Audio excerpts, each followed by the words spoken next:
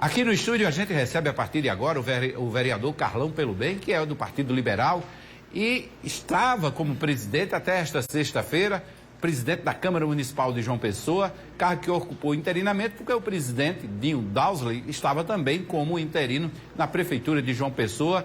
Retorna à Câmara Municipal com a volta do vice-prefeito Léo Bezerra. O prefeito Cícero Lucena está em viagem institucional para Portugal e deve retomar o cargo na próxima semana. Carlão, seja bem-vindo ao Correio Debate. Prazer. Mas o prazer é meu, a todos que nos escutam e veem aqui pelo Correio Debate. Prazer imenso. Estou aqui à disposição de vocês para a gente conversar. Como é que foi essa semana lá no Legislativo Municipal?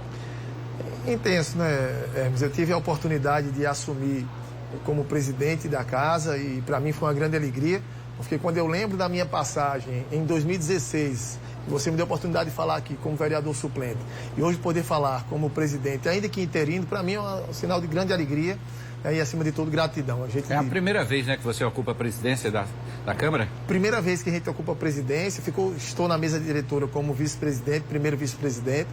É uma alegria, Hermes, porque lá atrás a gente entra como suplente, não sabe como vai ser outra eleição. Então você vence essa eleição, depois entra numa outra, que é a mesa diretora, dentro dos 27 vereadores, tem a confiança dos 27 vereadores. Mas, acima de tudo, a gratidão vai a eles, mas principalmente a Deus. Eu tenho certeza que Deus foi que conduziu tudo isso e me deu a oportunidade de estar aqui hoje, pelo menos momentaneamente aqui como vereador e como presidente. E Dinho, quando passou o cargo para você, deixou você à vontade ou passou alguma linha assim de atuação? Sempre tem uma liberdade, mas o trabalho que Dinho vinha fazendo dentro da Câmara no Estado de João Pessoa era muito bom. Então a gente só deu continuidade a esse trabalho, veio os projetos como sempre tem que vir, os debates que são acolorados dentro da Câmara e é preciso que seja.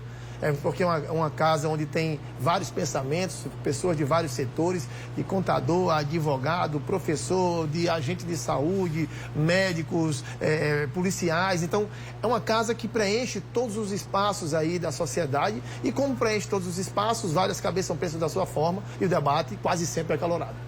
Pois é, ainda tem oposição ao prefeito Cícero Lucena na Câmara, além de Marcos Henriques, que é do PT, que é do Partido dos Trabalhadores. Até agora ele faz oposição, porque tem inclusive uma tese aí de que o PT pode se juntar a Cícero lá na frente. Até agora ele é oposição. Ainda resiste essa oposição lá? Eu tive a oportunidade ontem de poder falar aqui na rádio, na rádio, né, da 98, junto com o Vitor, com o Lázaro, com o Hector, e agora estou tendo a oportunidade de falar com você. Eu me posicionei como um vereador independente dentro da Câmara Municipal de João Pessoa. E é muito difícil, muitas vezes, para os comunicadores entender que a independência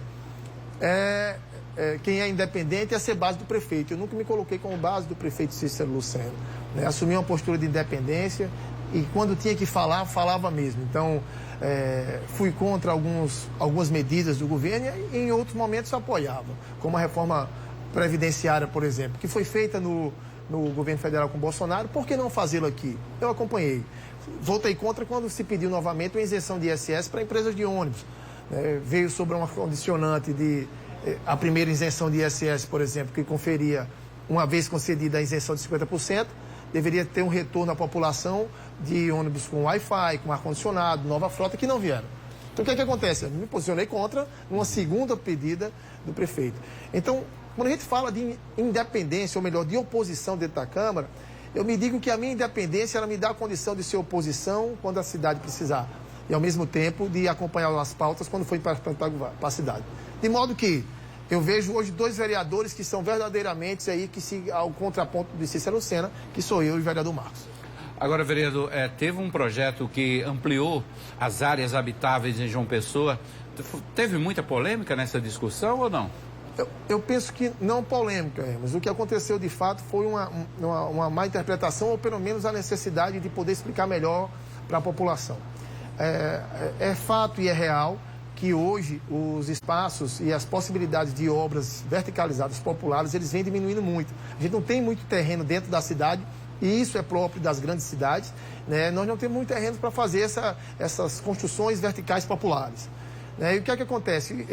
O prefeito manda um projeto de lei onde aumentaria em um piso a quantidade de apartamentos, né, de imóveis populares. O que é que isso quer dizer?